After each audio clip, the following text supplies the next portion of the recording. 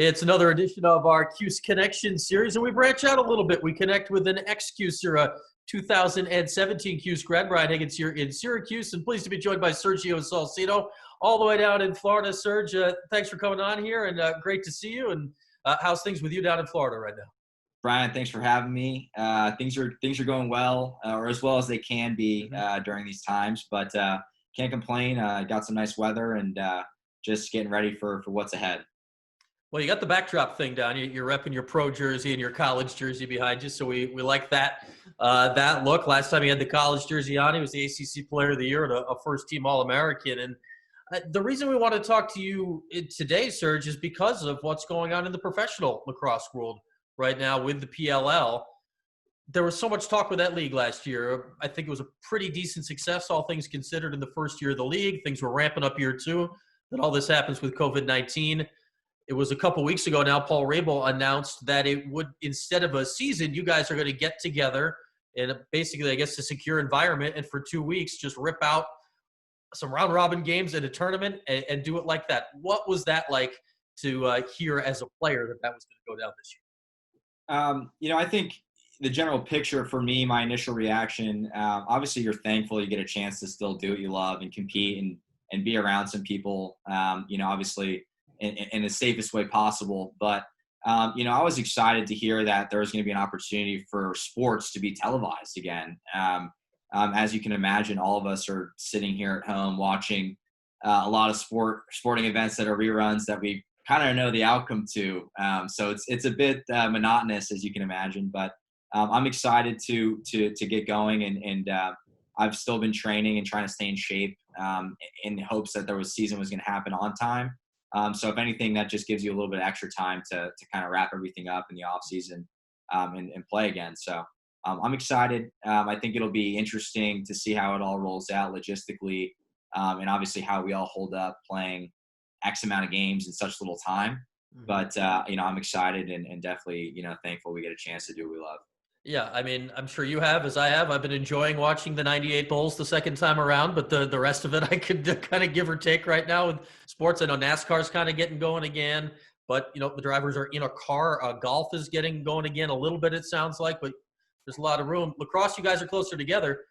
It's the first North American, anyway, team sport, I believe, that has announced plans. It must help too, Serge, right? There are many fewer teams. There's only 7 teams in the PLL, the 7th team added this year. So to get this done, while a logistical challenge, is maybe not what the NBA, NHL, Major League Baseball are trying to do right now. Yeah, absolutely. And I actually trained with a buddy who plays for the Seattle Mariners, and we were going back and forth about what their plans were and what their updates were. And it's just unique to see how, I guess it's a blessing that we're still growing, that we're, a smaller sport in comparison to the MLBs, the NHLs, the NFL. And it just makes it, kind of unique that we do get to fit into a pocket and play and be aired and be with each other. So it's going to be interesting for sure, like you said. I'm curious for you, as far as just decision-making wise, and other guys maybe you've talked to in the league, of you could obviously want to do it. I mean, this is your 4th year as a pro, you want to play, but if you said no for health reasons or just worry of what's going on, I think people would understand. If you said no because, man, that's 2-3 straight weeks, you got a job, or guys older than you. I mean, there's guys 10, 15 years older than you in the league right now that have kids and a family that maybe don't want to leave for 3 weeks. So what was your decision-making process, I guess, about this, and what maybe have you heard from other guys in the league? Yeah, I think it's tough. I mean, it really depends on, what your financial structure is, or what, really drives your career. If you're in the corporate world and you've got, this would be some guys' 2nd, 3rd, 4th year, I'm sure it's hard to have that conversation with your employer and say, hey, I'm going to go play lacrosse for 2 to 3 weeks. And I don't know how each individual, I guess, situation would handle that. So I'm sure it puts people, like you said, in a situation where, I've got to think about my long-term well-being, what makes sense for me, what my career goals are, in comparison to managing the two as being an athlete and in the corporate world. Whereas if you're in my position where, my backing's purely lacrosse, I'm coaching in college, Mhm. It's an easy decision for me to make because I would be planning on doing it anyways during that time frame. Obviously the recruiting aspect in between might change, but everything's remote these days anyways. So I think it depends on where you stand, like you said, and Mhm. what you feel comfortable doing. But for me, it didn't really take much of maybe less than a day or two to commit to it because I was like, you know what? Again, I want to play. I'm anxious to compete. My coach called me 2 days after we got the announcement, and I didn't even hesitate to say yes. So, I think it just depends on where you lie. Yeah, you said you're lacrosse full time right now. You're an assistant coach at D2 Rollins College down just outside Orlando. We'll hit that in a second. I'm curious about your thoughts health wise of this because I mean you're healthy right now. I'm healthy right now, but you never know when you get into touch with other people what's going to happen. What were your concerns, if any, about this, and what have you been told about how the league plans to quarantine you or whatever it is and manage this over a 2-3 week situation? Right. So, for me initially, I've distanced myself as amongst all of us. And, I think a lot of it really is about everyone kind of playing a part. Mhm. I think futuristically with this, pandemic, everything's going to change. More masks will be worn. I'm sure the way our service industry and food service industry goes about processing things and or selling or distributing food, I'm sure there's gonna be a lot of change just industry wide all over the spectrum. But for me personally in our league, they haven't really dug into the details of how we're going to go about, practicing and sticking to the closest protocol or best practices for this situation. I know the team over there is coming up with an update on the facility and how, I'm sure that's going to be structured. But I think like anything else, I mean, we all have to assume that there's some risk. Obviously we're going to be flying to these locations. So you're going to have to try to really practice, everything that we see overhead wise day to day and really live by it. And I think it really will tell us a lot about this whole thing when they do slowly start to reopen and restructure areas. As Florida, our restaurants are starting to open to 25% now in phase one, and the beaches have been opened, which they actually just reclosed because they were overpopulated. So I think that's a show of the grasp on, we got to kind of, it's like a wildfire. You have to contain it and slowly let it dwindle versus just neglecting it and it continues to spread. Yeah, hey, you're a Florida guy, but just you might want to be out of Florida at the end of July, early August for this. You can get somewhere Exactly. warm, somewhere else. But the other side of it, there's a lot of places in Florida that may be set up to handle a group that can house you guys and all that stuff. And there's a lot going into it, right? Where okay, it's one thing to get all the players in one place and whatever. What is there about 20 guys ish a team? So that's Right. 140, 150 guys. But you're talking coaches, but you also have to think, don't you, about how you guys are getting food, the trainers, the all the other stuff that I guess you don't really consider initially when you think about something like this. Yeah, I think logistics for that is huge. I actually was just having this conversation with my strength coach about this the other day, via text. We were going back and forth about, how's it going to work and, what's your access going to be? Because now me proactively being an athlete, what's the plan? Okay. If I'm gone for this many weeks without gym equipment, without the recovery resources, everything I have here, how do I take care of my body with playing all these games and how can we, get ahead, kind of thing. And, we were having the same conversation. There's X amount of trainers, a lot of players in one small area. If one person just so happens to contract something, whether it's this or anything, does it spread to the team? How do you kind of put that all into consideration? Me personally, I have no idea. I couldn't imagine being in their shoes having to deal with that. I'm sure they're working as hard as they always do to find a solution to putting us at the least amount of risk Mm-hmm. possible. I know that they wouldn't have made this announcement without having considered that first, and our safety first. I know they value us like that, and they always have. That's why we built this league. But I think, personally, it'll be interesting to see how access to trainers works, if trainers are going to be sanitizing in between each person every time. I'm sure they probably already do because they're in that field. That'll be very interesting to see how it works out. Again, it's scheduled to start on July 25th and roll through the beginning of August. You can check out the PLL website for it. I believe I saw an option for, I think it was $20. You can buy a game pass through NBC Sports and be able to watch all the games. So you talk about you want to watch live sports. There's an option on the schedule for you right now. And it kind of leads me into a thought about just the PLL in general, Serge. You graduated. You're drafted into the MLL. That was the only league at the time. You did, what, 2 years in that? And then most of the top guys, it wasn't everybody, but a significant chunk of the people when the PLL started went PLL or went MLL to PLL. How easy of a decision was that for you to, as much as I loathe to credit a Hopkins guy, but Paul Rabel had an idea here, and it really looks like he followed through his vision 100%. Yeah, I think it was for me. I've played the game for so long at a youth level, high school, and in college. We were never paid to play. I mean, it was just you're playing for the love of the game. For me, I enjoy the competition. I get the most satisfaction out of competing at a high level against people that are the best at what they do. It's just a different vibe, and it's something athletes really do enjoy. And I think for me, when the players started to make the decision to leave the MLL and go to the PLL, I didn't have any ill-advised intentions toward Major League Lacrosse or their operations. I had relationships with plenty of folks, even the ones who worked for our teams still. But I think it was more, okay, the best players are leaving. This is going to be all the hype because that's where the focus is. Everyone wants to put the microscope on the top guys.